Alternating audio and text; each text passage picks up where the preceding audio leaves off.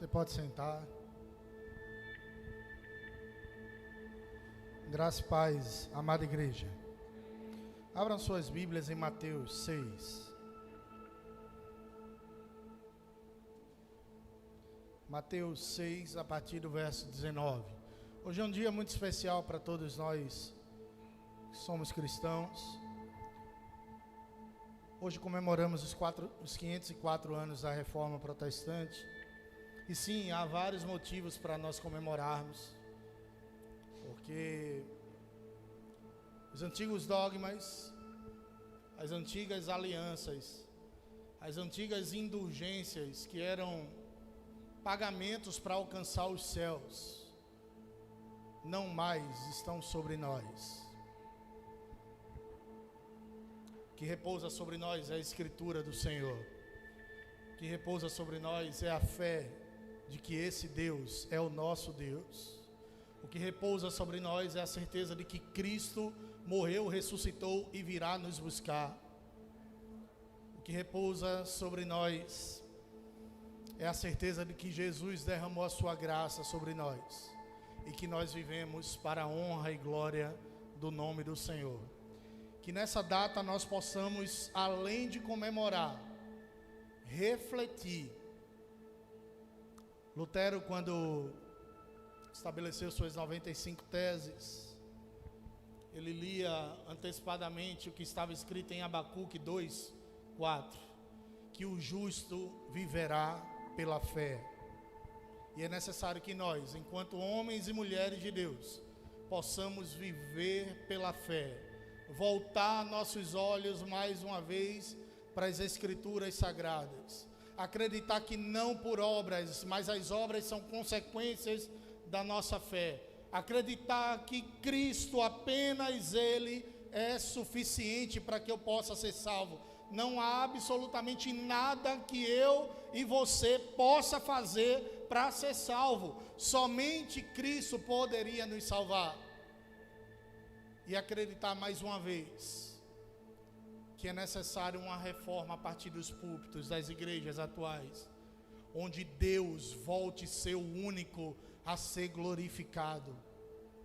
Não é tolerável, amados irmãos, que tantas pessoas, mártires da fé, tenham morrido para que nós pudéssemos viver uma vida de intimidade plena com Deus, para que nós entregássemos a glória que é apenas de Deus para outra pessoa. Homens não merecem glória, coisas não merecem glória. Diga comigo, somente Deus. Diga mais forte, somente Deus recebe o meu glória. Você pode glorificar o Senhor? Somente Ele é glorificado em nossas vidas. E é uma continuidade dessa nossa esperança que nós vamos ler hoje. Em Mateus 6, 19 ao 34, que diz assim: Não ajunteis tesouros na terra, onde a traça e a ferrugem tudo consomem, e onde os ladrões minam e roubam. Mas ajuntai tesouros nos céus, onde nem a traça nem a ferrugem consomem, e onde os ladrões não minam nem roubam. Porque onde estiver o vosso tesouro, ali também estará o vosso coração.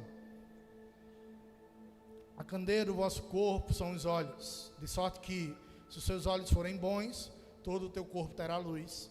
Se, porém, os teus olhos forem maus, todo o teu corpo será tenebroso. Se, portanto, a luz em ti, que em ti há, são trevas, quão grandes serão tais trevas? Isso é muito forte, irmão. Se a luz que há em ti são trevas, quão grandes são essas trevas?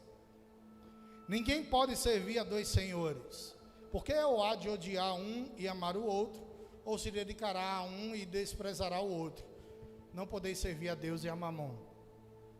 Por isso vos digo, não andeis ansiosos quanto à vossa vida, pelo que haveis de comer, ou pelo que haveis de beber, nem quanto ao vosso corpo, pelo que haveis de vestir. Não é a vossa vida mais do que o mantimento, e o corpo mais do que o vestuário? Olhai para as aves do céu, que nem semeiam, nem cegam, nem ajuntam em celeiros, e o vosso Pai Celeste as alimenta. Não tem de vós muito mais valor do que elas?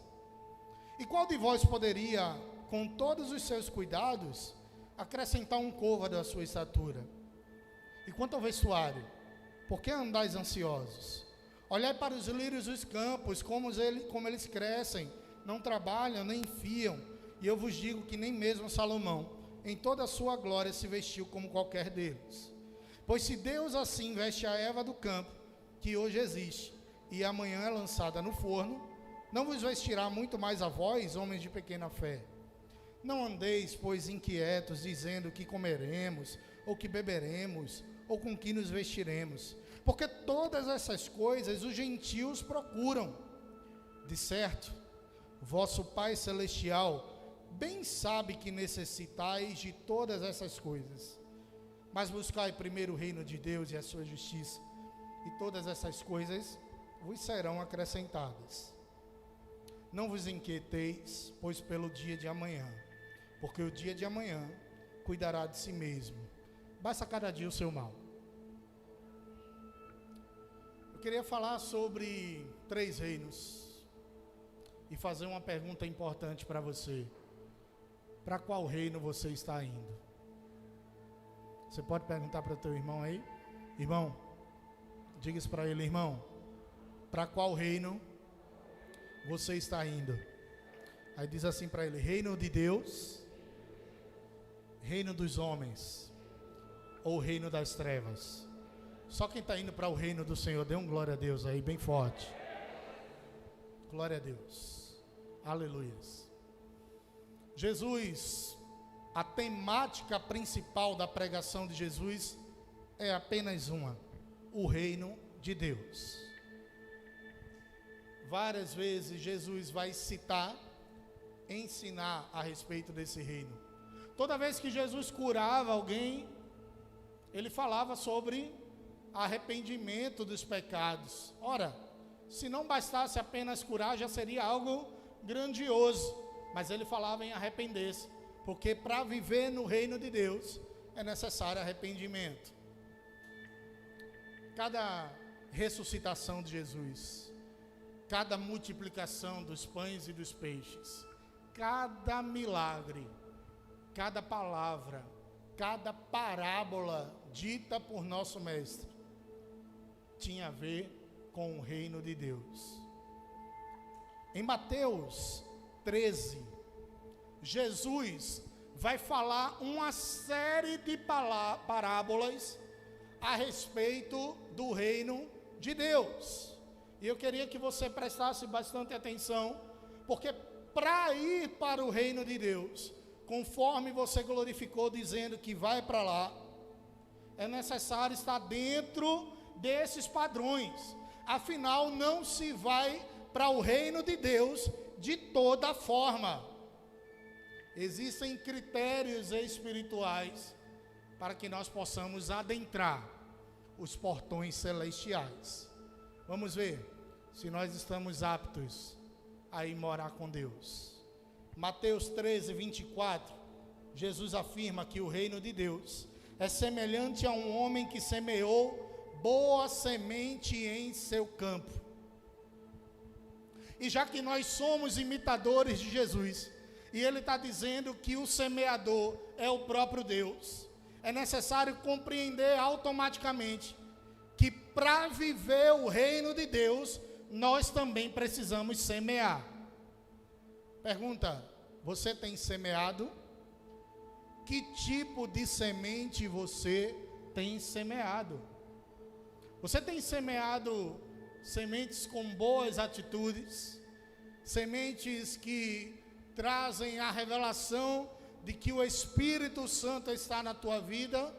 Ou você semeia, mas semeia discórdias, semeia divisões, semeia dissensões, semeia rupturas? Para viver o reino do Senhor, é necessário sim semear, mas tem muita gente que precisa trocar suas sementes e semear aquilo que é bom. Note que o dono das sementes não escolhe a terra em que vai jogar. Na medida em que ele vai andando, as sementes vão caindo. E assim deve ser nas nossas vidas, se quisermos viver o reino de Deus. A gente não deve olhar para uma determinada terra e julgá-la como boa ou ruim. O meu papel e o teu papel no reino é unicamente semear. Se a terra é boa, se a terra é árida, se a terra é espinhosa, se a terra tem bichos que comerão a semente, pouco importa. O papel do semeador é, diga comigo, semear. Diga mais forte, semear. Semeie coisas boas em qualquer tipo de terra, para que você possa ir para o reino dos céus. Mateus 13, 24, ele vai dar continuidade a essa parábola, dizendo que enquanto os trabalhadores daquele campo dormiam, o inimigo semeou joio no meio do trigo. E aquele campo simbolizava o domínio do Senhor. Veja só, nem todo aquele que parece estar indo para o reino, verdadeiramente irá. Diga misericórdia. Nem todo que parece no reino de Deus, verdadeiramente é. O joio tem aparência de trigo, se brincar tem até sabor de trigo, mas não é trigo. Ele parece, ele se veste como, ele parece que está indo morar no reino celestial, mas ele não é trigo. E quem é que pode definir o que é trigo e o que não é? Somente o dono da seara. O dono da seara nessa noite, com certeza observa neste lugar uma grande plantação de trigo. Você não entendeu isso não? Uma grande plantação de trigo. O trigo não será lançado no fogo, o joio do contrário será lançado na fornalha que jamais se apagará. A diferença de joio e de trigo está nesse mesmo versículo. Entretanto, quando todos dormiam, chegou o inimigo dele e lançou o joio no meio do trigo e seguiu o seu caminho. O trigo tem propriedades de obediências naturais. O trigo se curva diante de momentos difíceis, e assim somos nós. Vem a tempestade, vem a luta, e sim, nós nos curvamos, mas nós nos curvamos para que a gente possa se proteger e voltar a ficar de pé. O joio, ele tenta lutar, ele tenta ter aquela aparência de que é forte demais, de que é melhor, muito melhor do que o trigo, mas a essência do joio é pó. O joio não presta para absolutamente nada. O joio foi lançado enquanto os trabalhadores dormiam. Quantos de nós que trabalhamos na seara do Senhor, que levará as pessoas para o reino de glória do Senhor, tem permanecido acordado, cuidando do campo do Senhor, e quantas têm dormido enquanto a discórdia, os problemas, as dissensões, a política tem entrado dentro da igreja. Eu estou falando política não no sentido partidário, eu estou falando no sentido de divisão. Nós precisamos estar vigilantes, porque no reino do nosso Deus entram pessoas que estão verdadeiramente atentas à palavra do Senhor. Não apenas atentas no sentido de escutar, mas atentas no sentido de praticar tal verdade. A Bíblia continua dizendo em Mateus 13, 31, que Jesus propôs outra parábola. O reino dos céus é como um grão de mostarda, que o homem tomou e plantou em seu campo. E daquele pequeno grão nasceu uma grande árvore que alimentava os animais que ali pousavam. O grão de mostarda, descrito por Jesus, é o menor dos grãos, é a menor das atitudes. Nós temos tido atitudes que, ainda que pequenas, revelam o caráter do Espírito Santo de Deus sobre nossas vidas? Ou nós estamos querendo tocar uma trombeta gigante para dizer que nós fazemos e o reino só acontece porque por mim e para mim? O reino de Deus é porque dele, por ele e para ele são todas as coisas. O grão de mostarda é lançado na terra, pequeno, mas consegue gerar uma vida tão grande. E assim são as pessoas que estão alinhadas com o reino de Deus. Atitudes muitas vezes imperceptíveis, atitudes que não precisam ser mostradas para absolutamente ninguém. Ei, campeão, você não precisa fazer algo no templo para agradar homens. Você precisa fazer algo no templo para servir as pessoas. Você não pode trocar trombeta. Isso fazem os fariseus.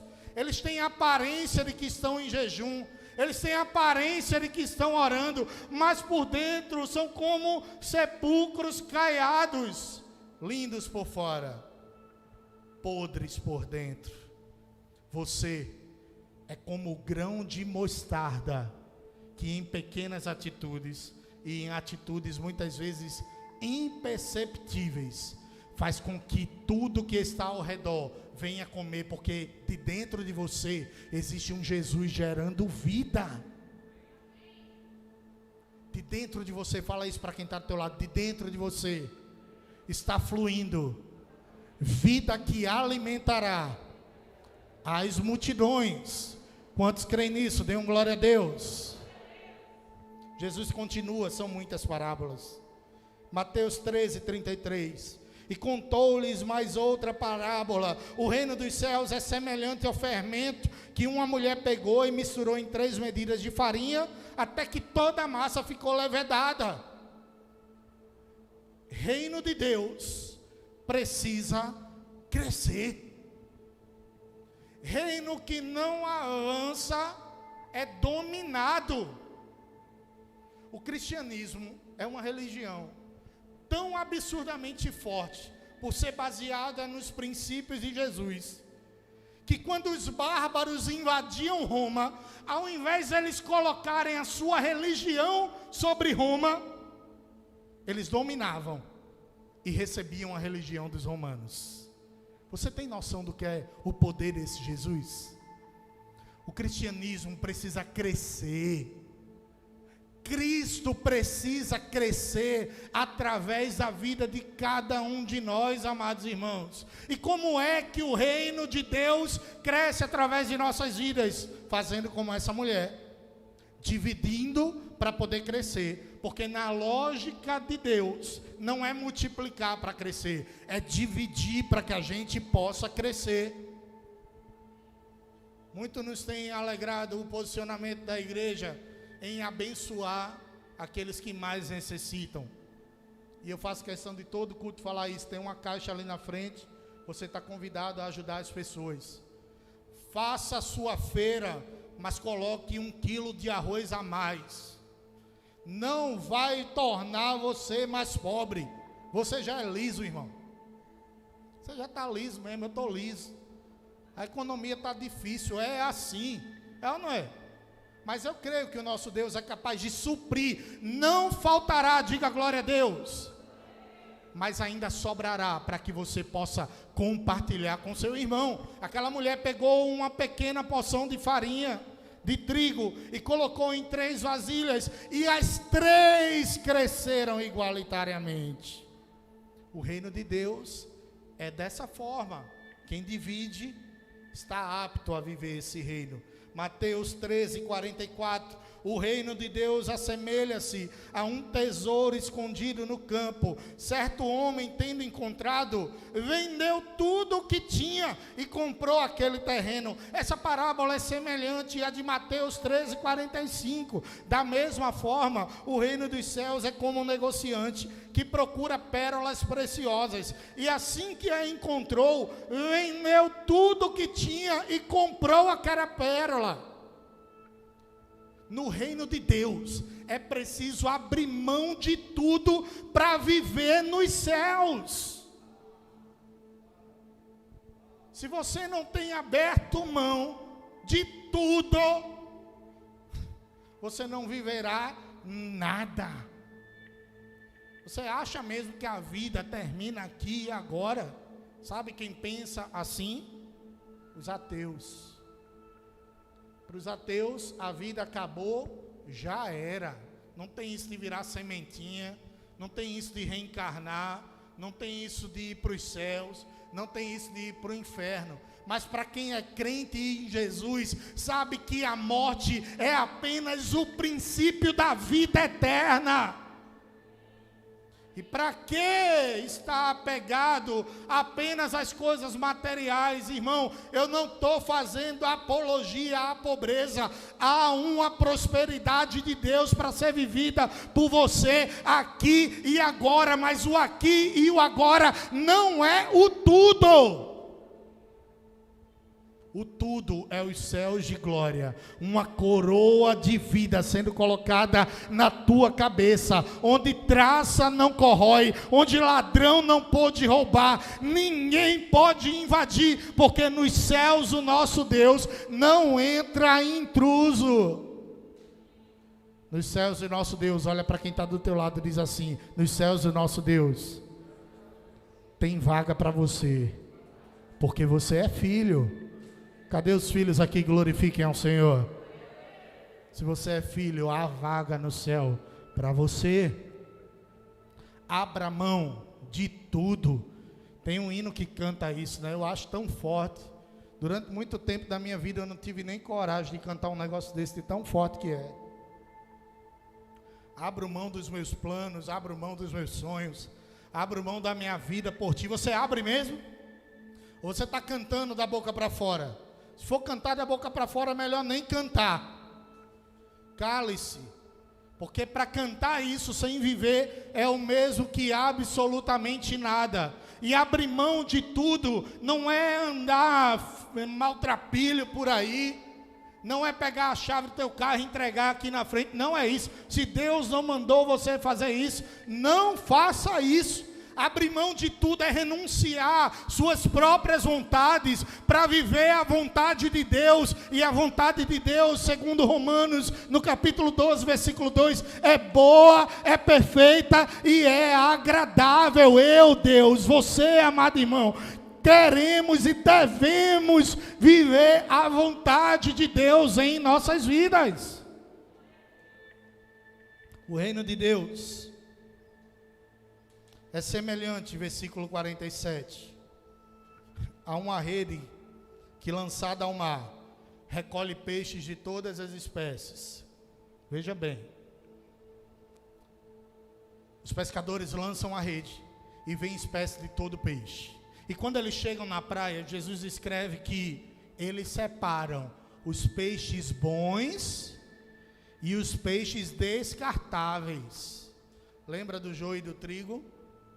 Você é especialista em peixe? Eu não sou. Quem sou eu para dizer qual peixe presta, qual peixe não presta?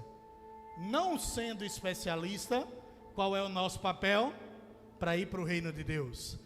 Apenas lançar as redes. Se você lançar as redes no oceano da incredulidade, e deixa eu falar para você, esse oceano é gigante.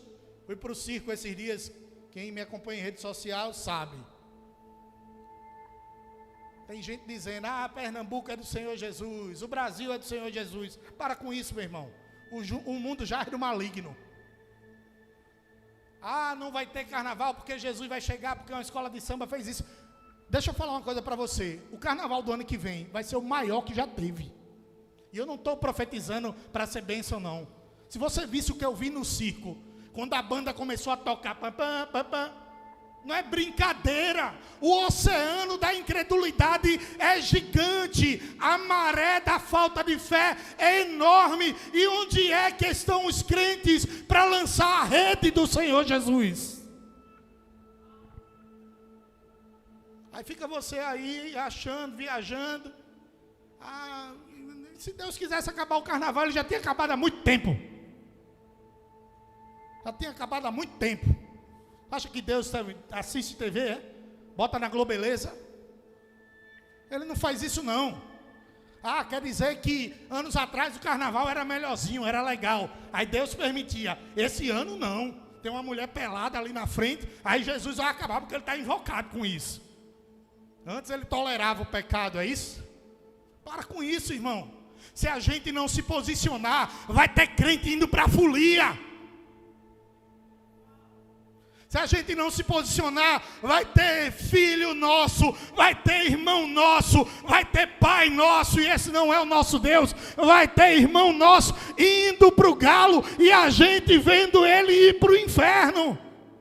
Porque a igreja é boa demais para acolher os pecadores. A igreja é boa demais para acolher homossexual. A igreja é boa demais para acolher prostituta. A igreja é boa demais para acolher pecador. Jesus andava com tudo isso. Agora o pecado continua sendo pecado. E para isso a gente se posiciona. Isso é inegociável. Mas não vem achar que carnaval, São João, tá aí o Halloween. Aí Jesus está achando lindo. Não, esse ano eu vou tolerar o Halloween, vou deixar. É assim que Jesus está dizendo, né? Não é, se ele quisesse, ele fazia assim, acabava. Era ou não era? Ah, não, é porque eu fiz um jejum nacional contra o Halloween. Vai lá. Sei não. Para viver o reino de Deus, é preciso esses posicionamentos. Lançar a rede, abrir mão de absolutamente tudo, semear. E saber que nós não somos o Deus para escolher quem é joio e quem é trigo, quem é peixe bom e quem não é. Dito isso, muito me incomoda nas igrejas quando a gente tem visto que é fácil demais viver esse reino dos céus. Eu não acredito assim. Amados, Jesus não veio revogar a lei. Jesus veio para cumprir a lei. Mateus 5,17. Não penseis que eu vim destruir a lei e os profetas. Eu não vim para anular, mas para cumprir. Com toda certeza vos afirmo que até que os céus e a terra passem, nenhum i, nenhum tio se omitirá da lei, até que tudo se cumpra. Porque vos digo que, se a vossa justiça não exceder a dos escribas e dos fariseus, de modo nenhum entrareis no reino dos céus. Jesus associando lei, graça e reino dos céus. Vê que profundidade. Esse negocinho de que graça é favor imerecido é verdade. É muito verdade. É pela graça que nós somos salvos. Mas preste atenção. Você não pode usar a desculpa da graça para anular princípios do Senhor. Para viver o reino dos céus, Jesus olhava para a multidão e dizia assim, ó, o que é que a lei diz? Não adulterarás. Mas eu, a graça, não digo isso. Jesus está dizendo que pode adulterar? Não, ele vai acochar o negócio ainda mais. Aquele que olhar para sua irmã e cobiçar a mulher do próximo, já adulterou. Que graça maleável, viu? Na lei dizia, quem matar está em pecado. Jesus chega e diz, quem irasse, ou simplesmente chamar o seu irmão de louco, já pecou. Ah, porque por onde abundou o pecado, superabundou a graça. Verdade, perfeito. Paulo estava certo, mas isso não nos dá o direito de que para viver o reino de Deus e eu ter ainda mais graça na minha vida, eu peque cada vez mais. Tem crente achando que para viver a superabundância da graça do Senhor, ele tem que superabundar ainda mais no pecado. E não é assim que funciona o reino de Deus. Porque por onde abundou o pecado, superabundou a graça. Fato. Mas não é por isso que eu vou viver na prática compulsiva do pecado. O pecado continua sendo errado. A graça está sobre mim para que haja perdão sobre a minha vida. Aquele povo judeu tinha uma bênção que hoje nós temos e é bênção. O Espírito Santo de Deus. Ter o Espírito Santo de Deus é uma bênção. Mas aquele povo lá atrás não tinha isso não, viu? Eles olhavam assim, pecavam, aí a lei dizia, oferece um cabrito, está perdoado, vai para os céus. Hoje o negócio acolchou tanto, que você nem pecou. É assim ou não é, igreja? Aí o Espírito Santo está ali na porta. Ô campeão, tu vai pecar mesmo, é? Se isso é ser mais maleável, eu acho que não. O Espírito Santo, o próprio Deus, dentro de nós, não é acusando, mas alertando. Ô cidadão, tu vai pecar mesmo, é? Tu tem certeza que vai fazer isso? Se isso é ser algo mais leve, eu acredito que não. Mas glórias a Deus, que aprove a nossa geração, a geração pós-Jesus, ter o Espírito Santo dentro de si. Quem tem o Espírito Santo aqui de Deus? Glória a Deus. Isso é muito bom. Mas saiba que ter o Espírito Santo também é um sinal de alerta. E tem dia que quando a pessoa está tão entranhada no pecado e vai tanto para outro reino que não é o de Deus, que eu vou falar daqui a pouco, que o Espírito Santo se cala. Faça de tudo para esse Espírito Santo não se calar, meu irmão. Fale com ele, bata um papo com ele, converse com ele, ouça ele, porque enquanto ele está perto, glória a Deus, significa que eu vou para o reino dos céus.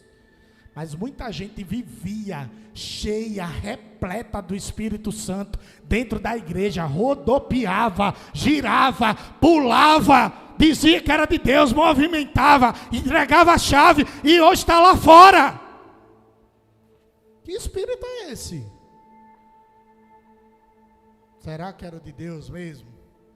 É importante refletir a respeito do reino de Deus sobre isso. Mateus 5 vai falar sobre quem vai morar nos céus, quem vai morar no reino de Deus. E eu queria que você fosse glorificando na medida em que Jesus afirma o que você é. E por que você vai morar nos céus? Você é bem-aventurado. Vou botar outra palavra. Você é feliz. Bem-aventurado é feliz. Não é alegria passageira, não. É plenitude de felicidade. Você vai para os céus porque você é luz do mundo. Diga comigo, eu sou luz do mundo. Qual o nível de luz que você está tendo? Porque quase luz é treva. Quase luz é ausência de luz. Sabe aquelas comemorações de Maranguape, quando falta a luz e a luz chega? Aê! E ela falta de novo, quase luz. Porque a alegria de pobre dura pouco. Faltou de novo, a noite toda no calor. E se você morar no sítio do Jorge, a noite toda no Muriçoca. Tem alguém do sítio Jorge aqui? Espera aí, Jair. Você liberta. Quase luz é treva. Sabe o que você é? E eu queria que você glorificasse ao Senhor. Sal da terra. Sabe o que é sal da terra? É aquele que vai viver no reino de Deus, mas enquanto não chega lá, faz a diferença no reino dos homens. O sal dá sabor aos alimentos. acentua o sabor dos alimentos. Você acentua o sabor das coisas. Mas não apenas isso. O sal tem propriedades antissépticas. O sal na ferida arde. Você tem ardido nesse mundo? Ou o seu sal perdeu o sabor? Se o seu sal perdeu o sabor, volta para a fila do tempero do Senhor. Volta imediatamente para essa fila. Volta a ganhar o sabor e o ardor do Senhor. O mundo está doente, o mundo está ferido e não está precisando de metiolate que não arde não. O mundo está precisando de sal que quando toca, se posiciona, arde. Tem muita espécie de sal sendo lançada dos púlpitos, que é um sal insosso.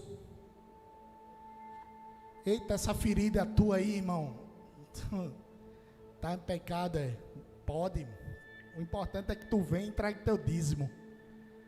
Mas pode ficar assim. Esse sal aqui é diferente, ele não arde, ele é que nem um metiolate. Pode ficar aí. Olha, foge disso. O sal verdadeiro do Senhor arde na ferida do mundo. A ferida do mundo é prostituição, a gente arde nessa ferida. A ferida do mundo é homicídio, a gente arde nessa ferida. A ferida do mundo é a fome, a gente arde nessa ferida. Você verdadeiramente é sal do mundo. É sal da terra e luz do mundo. E para encerrar, caminhando já para o final, eu queria falar rapidamente da leitura que nós fizemos hoje.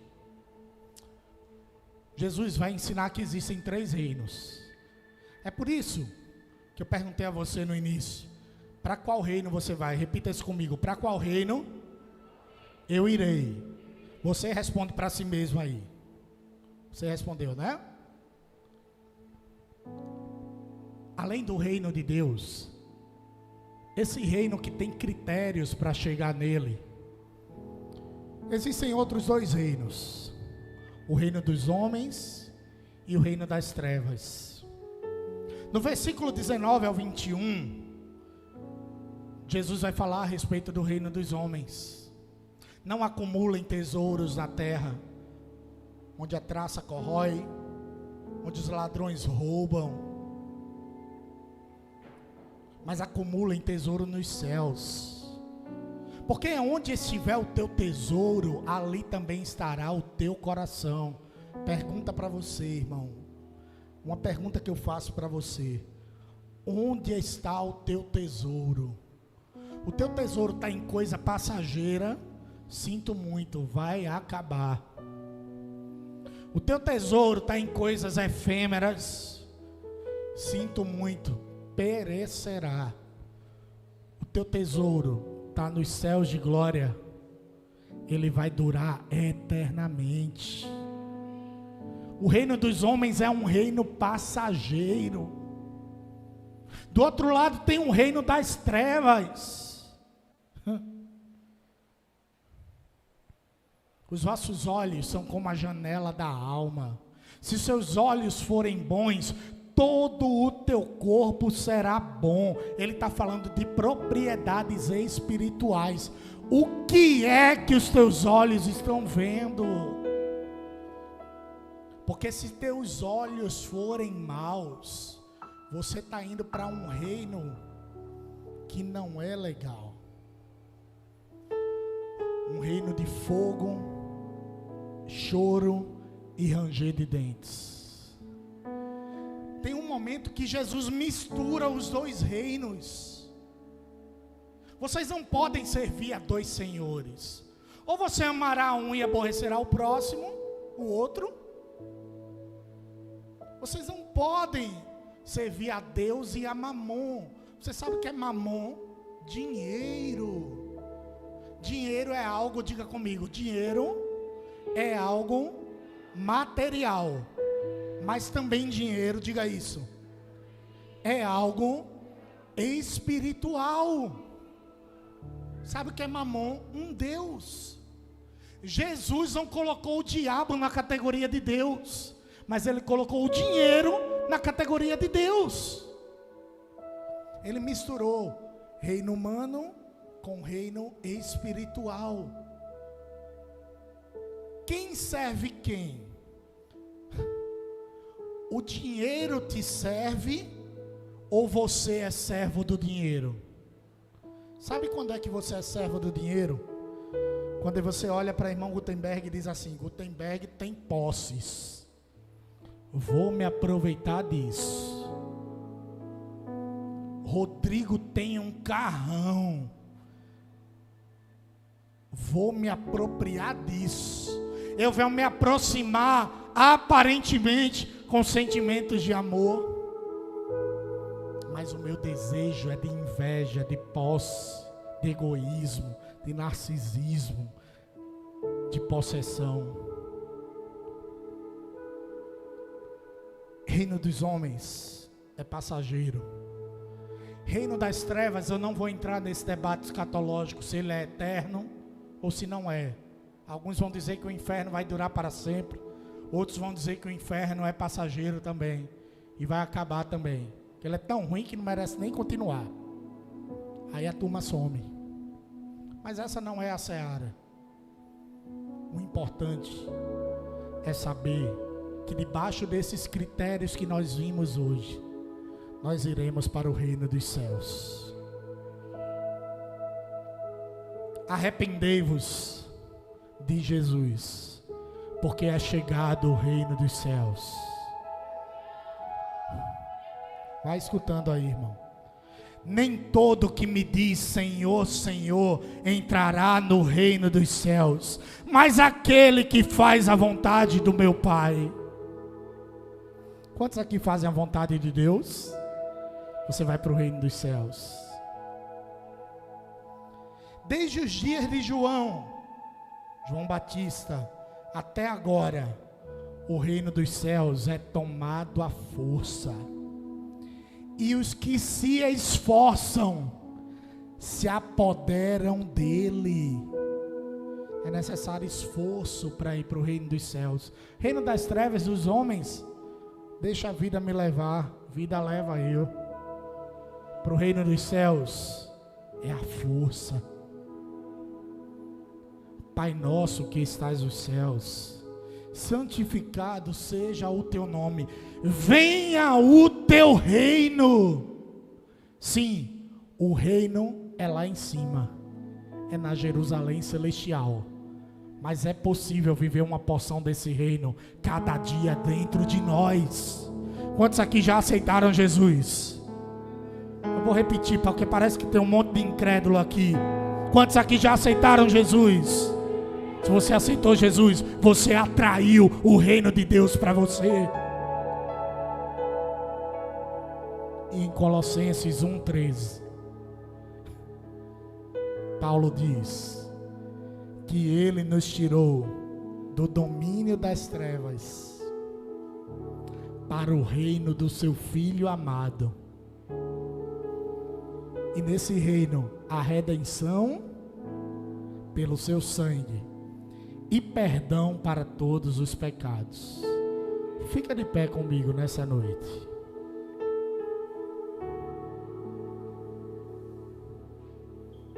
Eu vou orar por você. Deus, eu te rogo, Pai, que se houver alguém aqui neste lugar que esteja entranhado no reino dos homens, que ele possa entender que esse reino é passageiro. Sim, Tu és capaz de nos fazer prosperar mesmo nesse reino, mas o Teu desejo é que nós vivamos, Senhor, uma vida de eternidade e prosperidade aí nos céus de glória. Se houver alguém, Senhor, que nunca andou nesse caminho, esse caminho que é apertado e estreito, que leva ao reino dos céus, e que tem andado num caminho largo e espaçoso, que leva à perdição e ao reino das trevas, que hoje esse teu filho, com essa breve palavra, possa mudar a rota. Mudar a rota que leva para a morte e entrar na rota que leva para a vida. Muitos de nós, Senhor, já entraram nessa rota. Outros no decorrer do caminho buscaram atalhos. Mas nós não queremos sair do caminho do reino dos céus. Nós queremos permanecer no caminho do reino dos céus. Ajude teus filhos, Pai. Dê força a cada um deles para entender que nos reinos espirituais existe uma luta espiritual.